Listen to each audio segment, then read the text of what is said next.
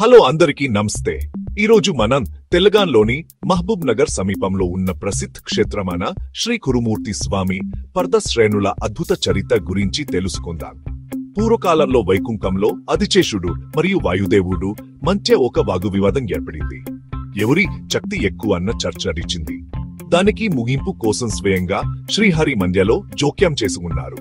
శ్రీహరి ఒక పరీక్ష ఏర్పాటు చేశారు. ఎవరైతే ఈ గిరిని కదిలించగలో వారినే మహాస్తివంతులుగా భావిస్తాను అని అన్నారు. ఆ పోటీకి వాయుదేవుడు మనస్ఫూర్తిగా ప్రయత్నించారు. తన ప్రబలమైన శ్వాసతో ఆనందగిరిని కదిలించి విడగొట్టారు. ఆ సమయంలో ఆ గిరి నుండి విడిపోయిన ఖండభాగాలు భూమిపై విస్తరించి పర్వతాలుగా మారాయి.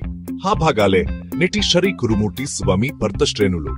ఈ పర్వత ప్రాంతం తిరుమల వలె ఎడుగురులుగా ఉంటుంది. అవి శవేతాద్రి, ఏకాద్రి, దుర్గాద్రి, కోనాద్రి, పల్లవుగాద్రి, పాతగాద్రి, దేవతాద్రి. ఇంట్లో నుంచే ఈ పర్వతాన్ని దర్శిస్తే మనసుకే ప్రశాంతి కలుగుతుంది. ఎందుకంటే ఇక్కడ స్వేర్పు రూపంలో స్వామి ప్రత్యక్షమయ్యారని కథనం చెబుతుంది. చాలా మంది భక్తులు ఇక్కడి కురుమూర్తి స్వామిని తిరుమల వెంకటేశ్వరుడి మరో రూపంగా పూజిస్తారు. ప్రతి ఏడాది ఇక్కడ జరిగే బ్రహ్మోత్సవాలు, గిరి ప్రదక్షిణ కార్యక్రమాలు అత్యంత వైభవంగా జరుగుతాయి. ఇలాగే కురుమూర్తి పర్వత శ్రేణులు ఆధ్యాత్మికత, పురా వైభవం, ప్రకృతి సౌందర్యం ఆల్ కలసిన పవిత్ర స్థలంగా నిలిచాయి. ఇంకా ఇలాంటి పుణ్యక్షేత్రాల అద్భుత కథలు తెలుసుకోవాలంటే మా ఛానల్ కి సబ్స్క్రైబ్ చేయడం మర్చిపోవద్దు.